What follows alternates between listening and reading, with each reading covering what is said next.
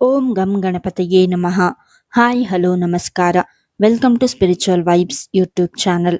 ಹೊಸ ವರ್ಷದಲ್ಲಿ ಕನ್ಯಾ ರಾಶಿಯವರ ಕುಟುಂಬ, ದಾಂಪತ್ಯ, ಪ್ರೇಮ, ವಿವಾಹ ಯೋಗ ಹೇಗಿದೆ ಎಂದು ಈ ವಿಡಿಯೋದಲ್ಲಿ ತಿಳಿಯೋಣ. 2026ನೇ ವರ್ಷಕ್ಕೆ ಕಾಲಿಡುವ ಸಮಯ ಬಂದಾಗಿದೆ. ಈ ವರ್ಷ ತುಂಬ ವಿಶೇಷವಾಗಿದ್ದು, ಕೆಲ ರಾಶಿಯವರ ಜೀವನವನ್ನು ಸಂಕಷ್ಟಗಳಿಂದ ಪಾರು ಮಾಡಿ ಸಂತೋಷ ತುಂಬುವುದು.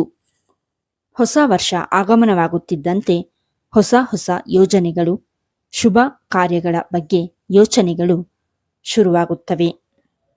ಕೆಲವರು ಈ ವರ್ಷ ಮದುವೆಯಾಗುವ ಕನಸು ಕಾಣುತ್ತಾರೆ. ಇನ್ನು ಕೆಲವರು ಸಂಗಾತಿಗಾಗಿ ಪುಟ್ಟದೊಂದು ಮನೆ ಖರೀದಿ ಮಾಡುವ ಯೋಜನೆಯಲ್ಲಿರುತ್ತಾರೆ. ಹೀಗೆ ಕುಟುಂಬಕ್ಕಾಗಿ ಏನಾದರೂ ಮಾಡುವ ಕನಸುಗಳನ್ನು ಹೊತ್ತು ಈ ಹೊಸ ವರ್ಷ ಬರುವಿಕೆಗಾಗಿ ಎದುರು ನೋಡುತ್ತಾರೆ.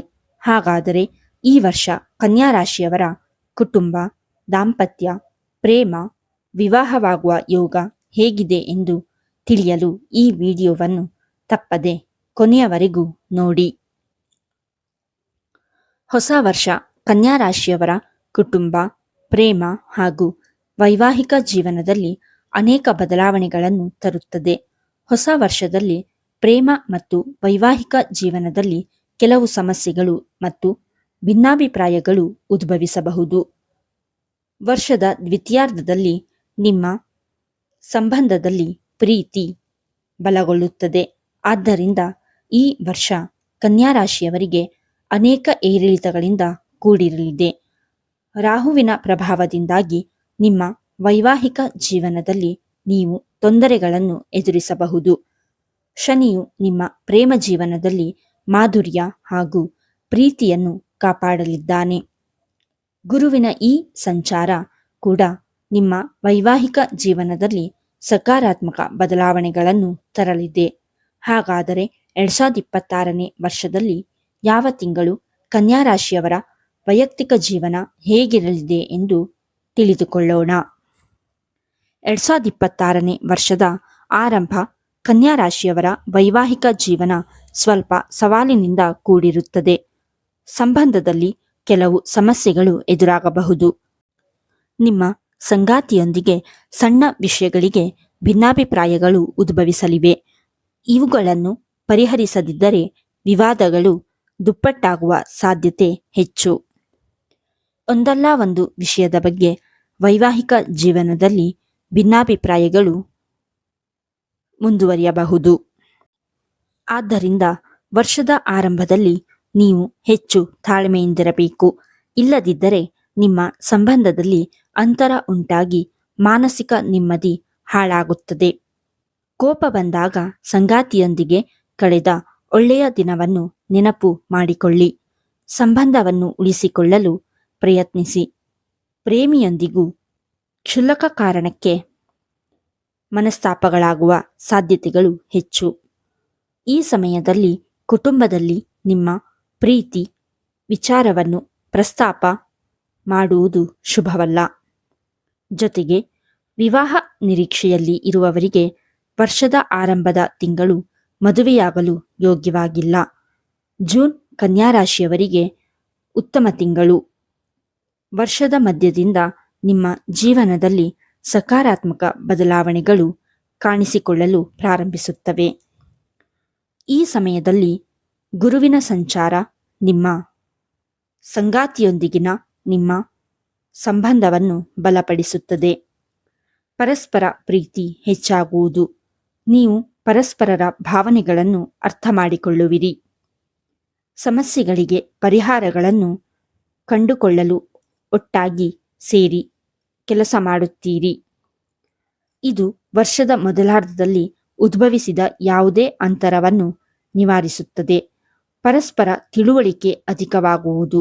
ಹೀಗಾಗಿ ವರ್ಷದ ಮಧ್ಯದಲ್ಲಿ ನೀವು ನಿಮ್ಮ ವೈವಾಹಿಕ ಜೀವನದಲ್ಲಿ ಆಹ್ಲಾದಕರ ಅನುಭವಗಳನ್ನು ಅನುಭವಿಸುವಿರಿ.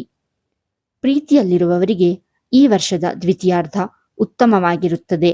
ನೀವು ನಿಮ್ಮ ಪ್ರೇಮಿಯೊಂದಿಗೆ ಗುಣಮಟ್ಟದ ಸಮಯವನ್ನು ಕಳೆಯುತ್ತೀರಿ.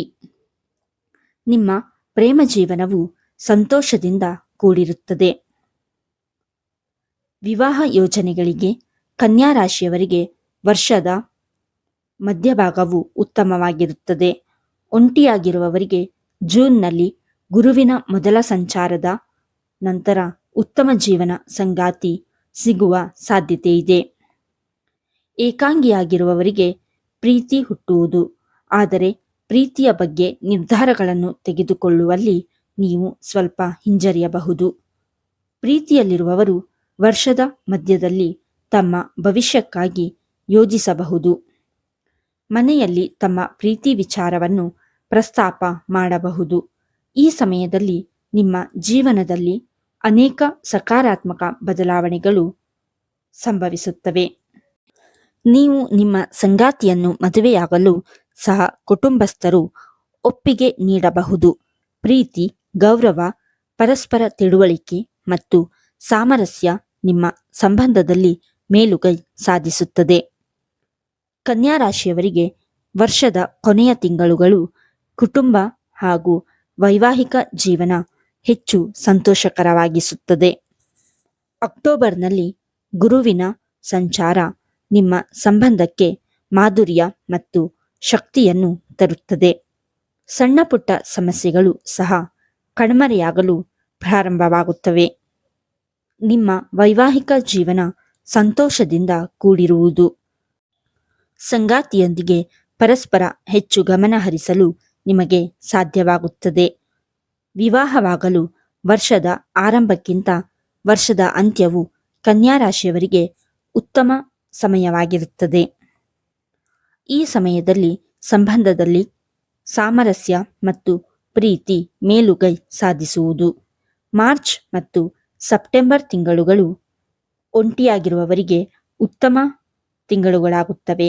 ಒಟ್ಟಾರೆಯಾಗಿ ಹೊಸ ವರ್ಷ ಕನ್ಯಾ ರಾಶಿಯವರಿಗೆ ಹೆಚ್ಚು ಸಂತೋಷ, ನೆಮ್ಮದಿಯ ಜೀವನವನ್ನು ತರಲಿದೆ. ಈ ವಿಡಿಯೋ ನಿಮಗೆ ಇಷ್ಟವಾಗಿದ್ದಲ್ಲಿ ಲೈಕ್ ಮಾಡಿ, ಶೇರ್ ಮಾಡಿ ಮತ್ತು ಕಮೆಂಟ್ ಮಾಡಿ.